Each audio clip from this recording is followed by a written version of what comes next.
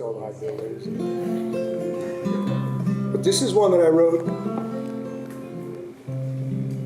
a long time ago about the first man who started feeding the homeless in our town. He started going around and collecting food from the restaurants, leftover food, and driving it downtown Santa Cruz. And this was back in the, I think it was the late 70s, early 80s. And we had a boom in homelessness after Reagan started letting people out, throwing people out of the mental facilities and such. And Santa Cruz was a very tolerant town, just like Eugene. And folks had to go somewhere. And, so I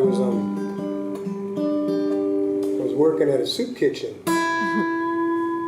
Peter used to come in. Peter Kuroda was his name, a little Franciscan man. He used to come in his robe at the gas station that I worked at. Because the guy who owned the gas station, who was another hero of mine, fixed the car up for Peter and gave it to him. He gave him this old station wagon. So Peter used to come in, and my buddy would give him free gas. And he'd jump out in his bare feet and give me a big hug and say, "You should come down and help us serve people." I was about 16 or something. I said, "Okay." And I went down there and started serving food to folks, and it was such a rewarding experience. And at the time, I was a little bit like, I don't know how this is going to go, you know. And I just met some of the most beautiful people that I'd ever met, and I realized that the theme and the story that was common was that most of these people didn't have family when they did have down and hard times. They couldn't get off the streets. And it made me think about how lucky I was to always be able to call my pops up from somewhere when I needed gas money or something. And I was broke down in Colorado. "Dad, do you think I could borrow?" You know, if you don't have that, it's hard. So I wrote this one, and then I thought it was too simple. You know what Utah Phillips told me? People need simple songs, son.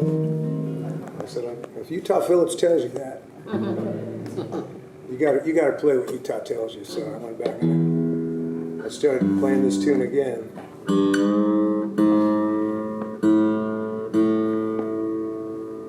It's simple and it's easy to sing. I've been down once, I've been down twice, I've been down so many times in my life. Mr. Justice of the Peace, won't you leave me alone? I've never hurt nobody, I'm just looking for a home. That sounds good. On the day I was born, all my mama did was cry. It was the day my daddy, he let me know goodbye. The snow was falling, it was on my birthday day. I swear the tears of my sweet mama never went away. I've been down once, I've been down once, I've been down twice, I've been down twice, I've been down so many times, I've been down so many times in my life. Mr. Justice of the Peace, Mr. Justice of the Peace, won't you leave me alone? won't you leave me alone? I've never hurt nobody, I've never hurt nobody, I'm just looking for a home. just looking for a home. I spent the last few weeks, was in a small town jail, on account of nobody that could post my bail. I asked the sheriff man, they tell me what I done. He said, "You've been hanging out with Brian Cutie, man. You're in a whole lot of trouble, son." I've been down once. I've been down once, I've been down twice, I've been down so many times in my life.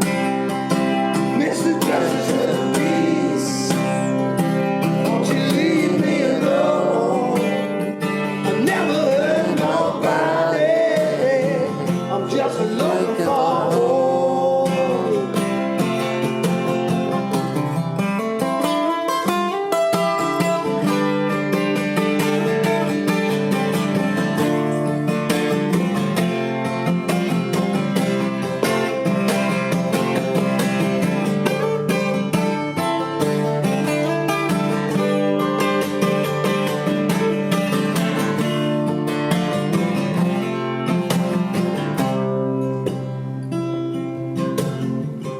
my big lead. It's my Jimi Hendrix impression right there. Yeah, well, maybe someday I'm gonna find me a place where I'm not judged by the clothes on my back or the lines across my face. But until that time, I'll move from town to town and pray the Lord give me strength when the winter time comes around. 'Cause I've been down once, I've been down twice, I've been down so many times in my life. Mr. Justice and Peace, won't you leave me alone? I never hurt nobody, just looking for a home. Well, I've been down once, I've been down twice, I've been down so many times in my life. Mr. Justice and